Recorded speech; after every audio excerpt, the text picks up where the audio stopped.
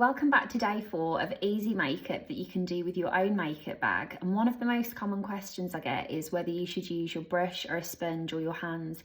And honestly, the truth is, whatever feels good for you, just go for it. I tend to use brushes, and I'm going to use my CC Nude Glow with my hands today.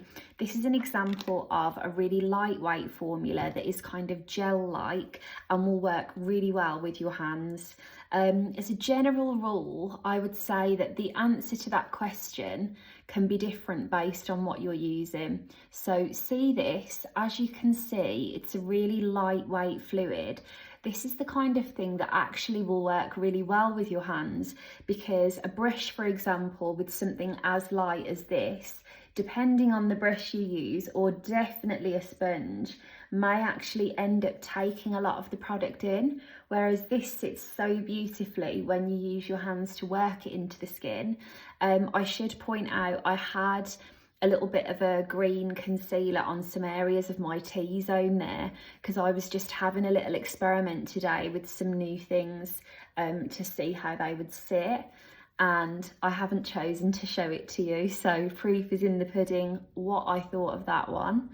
But basically, with your hands or a sponge or a brush or whatever, I would say experiment with what gives you the best results. So for example, concealers can sit so beautifully with a sponge, because if your concealer is slightly fuller coverage, which a lot of concealers tend to be, you might find that a sponge helps to soften the level of coverage, make it look that bit more natural, make it sit that bit more nicely. Lovely impact.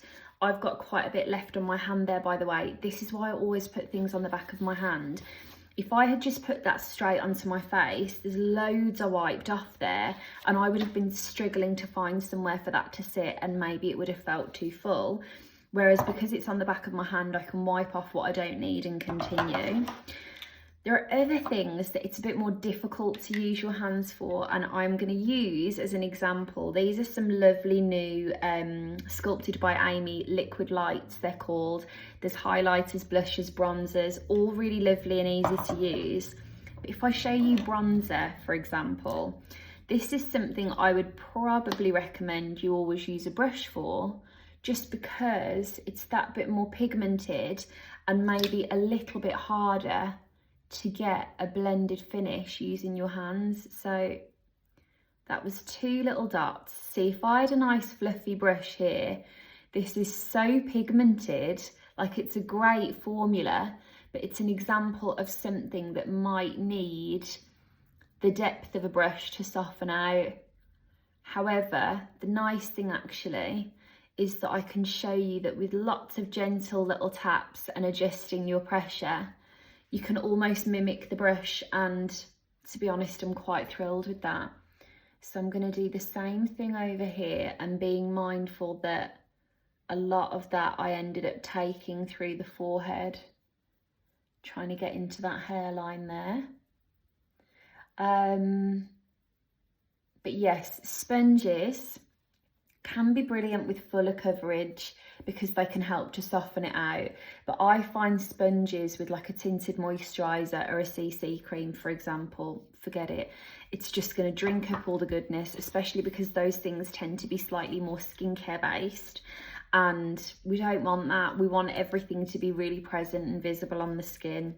For argument's sake, just because I do love these new sticks, I'm going to show you what I would then do with the blush. I'm going to take it in a slightly different place, focusing more towards the centre of my cheeks.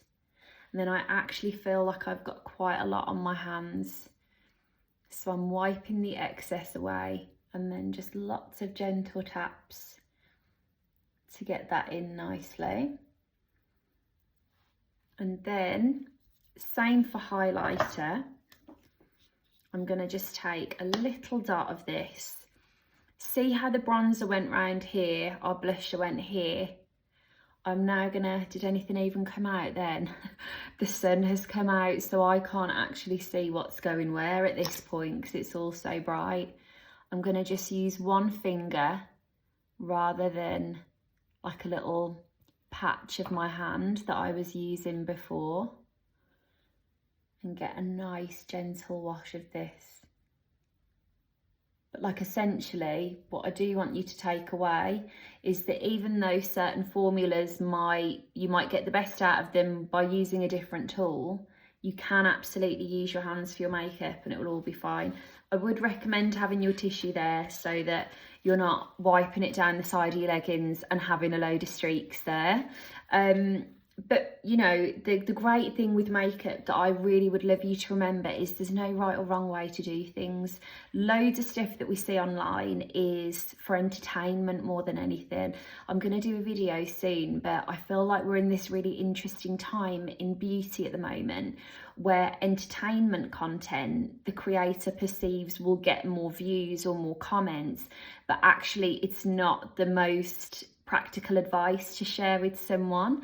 And so let's say, for example, the pipette directly onto the face or things like that might look more visually pleasing in a video, but they're probably not how an expert would recommend you use them to get the most out of that product, or to not overuse it or run out of your product too quickly, that kind of thing.